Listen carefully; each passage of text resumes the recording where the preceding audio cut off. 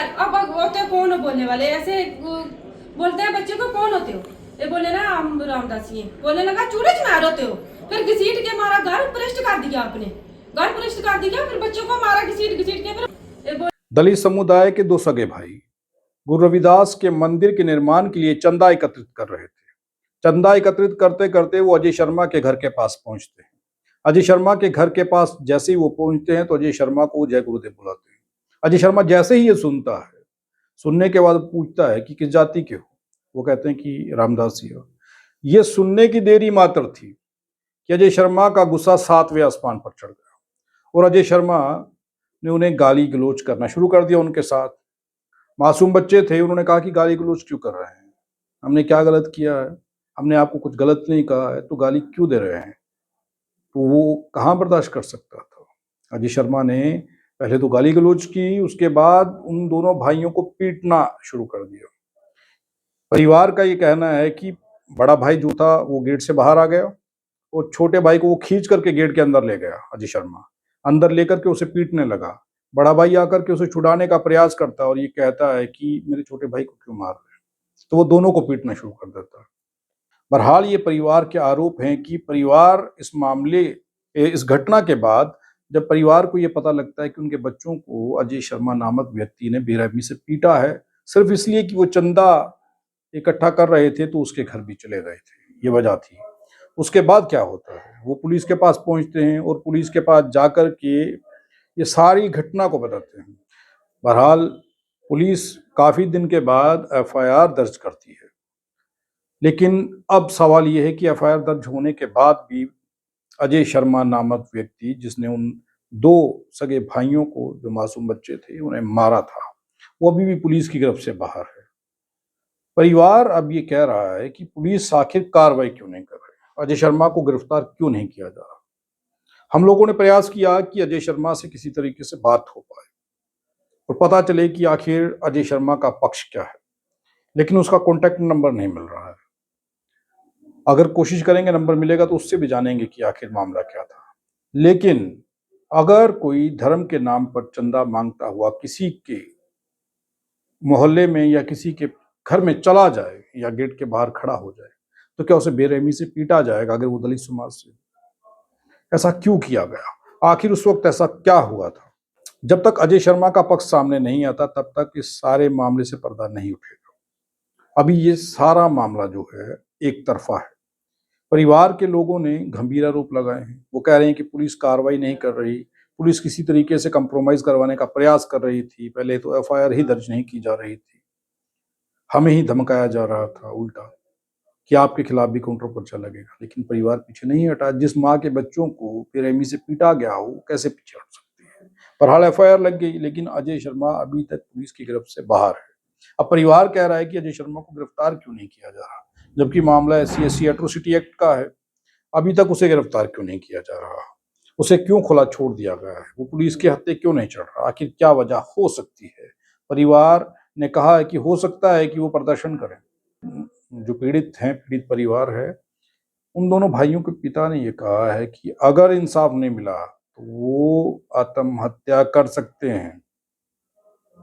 बताइए, इंसाफ क्यों नहीं मिल रहा? अजय शर्मा को गिरफ्तार क्यों नहीं किया जा रहा? जब एफआईआर दर्ज हो चुकी है तो क्या वजह है कि उसे गिरफ्तार नहीं किया जा रहा? बहरहाल जब तक अजय शर्मा का पक्ष सामने नहीं आता तो इस सारे घटनाक्रम से पर्दा नहीं उठेगा कि आखिर उस दिन क्या हुआ था। इस खबर को शेयर करिए, पुलिस प्रशासन तक इस खबर को पहुंचाइए, इस मामले की गहनता से जांच की जाए और आरोपी के ऊपर अगर एफआईआर लगी है तो अभी तक वो पुलिस की गिरफ्त से बाहर क्यों है।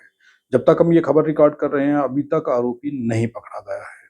इसके बाद पकड़ा जाए कह नहीं सकते, लेकिन आरोपी को पुलिस क्यों नहीं पकड़ रही, इस मामले को गंभीरता से क्यों नहीं लिया जा रहा। जरूर, मैं और मेरा भाई गृह करने के लिए गए थे गुरु रविदास मंदिर की ओर से। हम गए थे नोती वाली साइड, जो कि सुंदरबनी के अंडर पड़ता है।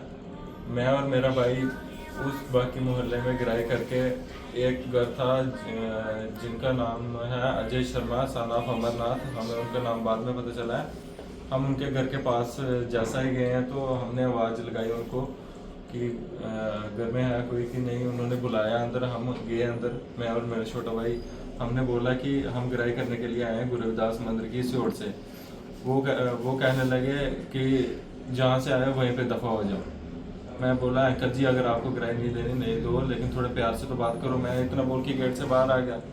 पीछे मैंने देखा मेरा भाई अंदर ही रह गया, तो उसको कुंडी लगा के मारने लग पड़े। मैं दूसरे गेट से वापस अंदर जाके इसको बचाने लगा। फिर इसको बचाया, इसको मार भी गए, इस साइड मारा इसको, फिर टांग पे मारा। फिर उसके बाद हमें बोलने लगे कि आप होते कौन। हमने बोला रामदास जी बोलते हैं कि चूड़े चुम्यार होते हो सालिया, मैं तेरा प्यो लगना, ऐसे बोलने लगे। उसके बाद बोलने लगे अपनी डंटी दिखाओ। मैं फ़ोन निकाल के डंटी दिखाने लगा, मेरा फ़ोन भी तोड़ गए। उसके बाद हेलमेट तोड़ी उन्होंने। उसके बाद हमें रस्सों के साथ बांधने लगे थे, लेकिन उनकी मम्मी जी आगे बीच में, तो उन्होंने नहीं बांधने दिया, उन्होंने धक्का मार दिया, वो बेहोश हो गए। फिर उसके बाद पैसे ला के अपनी पत्नी को कहने लगे, अजय शर्मा जो हैं वो अपनी पत्नी को कहने लगे कि पैसे ला के इनके पैरों में गिराओ तो इन पे चोरी का इल्ज़ाम लगाते हैं। लेकिन उनकी पत्नी ने पैसे नहीं लाए। फिर उधर कोई लेबर वाला लगा हुआ था, कारपेंटर, उनको मेरे सामने, मेरे और मेरे भाई के सामने खड़ा करके फिर वो खुद गए पैसे लाने के लिए। फिर पैसे ला के जैसे हमारे पैरों में गिराए, तो मैं वीडियो बनाने लग पड़े थे। तो हम डर गए कि वीडियो बना के सोशल मीडिया पे डाल देंगे, तो फिर मैं अपने भाई को लेके उधर से भाग गया था। फिर पीछे से उन्होंने वीडियो बनाई है कि ऐसे ऐसे चोरी करने के लिए आए हैं, ये वो। हमारे पास पूरी रसीद है, हम गिराई करने के लिए गए थे, हमारे पास कॉपी है। फिर उसके बाद चाचू और हमारे जो गिराई कर रहे थे हमारे साथ, वो भी हमारे साथ ही थे। वो थोड़े दूसरे घर थे, फिर वो हमें उनके घर लेके आए। उसके बाद FIR जब आपने पुलिस स्टेशन में दी, उसके किस डेट को दी और क्या कार्रवाई हुई? हमने 25 को दिया, तो उसके 17 दिन बाद हमारी FIR लगी है। वो भी अभी तक उन्होंने कोई कार्रवाई नहीं दिखाई पुलिस वालों ने। और जो कुलदीप सर हैं अंदर SI मुंशी, तो उनको वो बार बार, हम जितने दिन भी हम आए हैं थाने में, वो कहते रहे हमें कि काउंटर पर्चा लग जाएगा, ये हो जाएगा, वो हो जाएगा। उन्होंने नहीं मारा, उन्होंने दिया कॉम्प्रोमाइज़ बोल रहे थे कॉम्प्रोमाइज़ करो। और हमारे बिलादरी के भी 2-4 लोग थे जो कह रहे थे कि कॉम्प्रोमाइज़ करो, हमने नहीं कॉम्प्रोमाइज़ किया। उसके बाद वो हमें धमकियाँ दे रहे हैं, ये कर लेना है, हमने वो कर लेना है। लगी है SC/ST एक्ट की, वो 25 तारीख को लगी थी इधर सुंदरबनी थाने में। तो अभी तक 11 तारीख को उसका FIR लगी है, तो अभी तक कोई भी उसकी कार्रवाई नहीं हुई। तो अभी आज 20 तारीख का, तो अभी तक कोई भी कार्रवाई नहीं हुई। उल्टा हमें धमकाते हैं पुलिस वाले कि हम ये वाला काउंटर पर्चा लगा देंगे, वो करेंगे, ये पर्चा लगा देंगे, इसकी अंडर एज है, इसको गिराई के लिए क्यों भेजा। तो फिर हमारे जो कमेटी के लोग हैं वो भी हमें धमकाते हैं कि उनके थ्रू वो फ़ोन करता है कि इनको ऐसे ऐसे कहो। तो फिर हमें धमका के वो बोलते हैं कि आप पे ये वाला पर्चा लगेगा, वो होगा आपके साथ। जय गुरुदेव, जय श्री गुरु रविदास। जैसे लड़कों ने बोल ही दिया सब, जैसे पुलिस ने हमको लेके उधर गए मुर्जुम के घर, उधर इस लड़के को अंदर लगा के, कुंडी लगा के अंदर कोई बातचीत कर रहे थे। फिर कोई 10 मिनट में देखता रहा बाहर। फिर बाद में मुझे भी अंदर बोला आओ आप भी। तो अंदर जैसे भी गए, वो कैसे गए, अगर लड़ाई हुई थी, बाहर हुई थी, अंदर जाने का मतलब नहीं बनता। दूसरा जो DSP साहब हैं, उनको तो इस कार्रवाई में नहीं, क्या नाम है उसका दूसरे का, खालिद हुसैन, जिसके नाम कार्रवाई है, तो इसको भेजा नहीं। इन्होंने कार्रवाई अच्छी, मैंने बोला उधर सामने कैमरे लगे, वो निकालो, उधर भी नहीं गौर दी इन्होंने। नहीं, आज तक बंदा अरेस्ट हुआ। हम जाएं तो जाएं कहाँ? पूरी जो बिलादरी के हमारे 3-4 बंदे उनके साथ मिले, उल्टा धमकाते हैं हमको, आपके ऊपर 376 लगाएंगे, आपके ऊपर क्वार्टर पर्चा लगाएंगे। हमको पागल करके रखा हुआ है इन्होंने। हम जाएं व जाएं कहाँ पे? हम बिलादरी से और पुलिस से यही मांग करना चाहते हैं, अगर इंसाफ नहीं मिला तो मैं पूरे परिवार को जहर दे के और खुद भी मर जाऊंगा। और इसकी जवाबदारी कौन लेगा? पुलिस लेगी। तो हम बोल रहे हैं, मैं ऐसे कोई शौक थोड़ी है बोलने का। कहाँ तो बोल रही है, कोई कार्रवाई नहीं है अभी तक कोई। हमने एसएसपी सर से मार करके लाया हुआ है, वो भी दिया था हमने थाने के अंदर, तब भी कोई कार्रवाई नहीं की थी। जे मेरे बच्चे मार देते अंदर जैसे कुंडी लगाई थी, आज भी ये तब भी ऐसे करते जैसे आज खड़े हैं। आज शुक्र है भगवान के जड़े मेरे बच्चे वापस आ गए घर।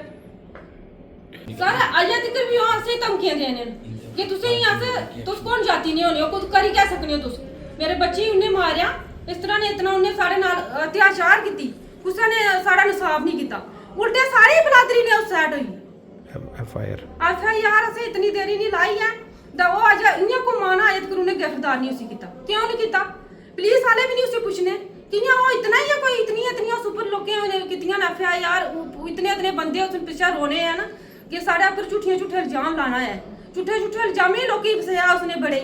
लेकिन वो फसी है, मैं नहीं फसने वाली, मैं फसने वाली नहीं हूँ, वो फसी है बेशक, लेकिन मैं फसने वाली नहीं हूँ। मैं जितना तक पुजने ना उतना तक बच्चे ने इंसाफ करवा सा अपना, जरूर बच्चे ने इंसाफ करवाई है रोसा, जितना तक जाने उतना तक जा सा। वो फसने वाले हुए संजड़ झूठे कैसे फसाई है।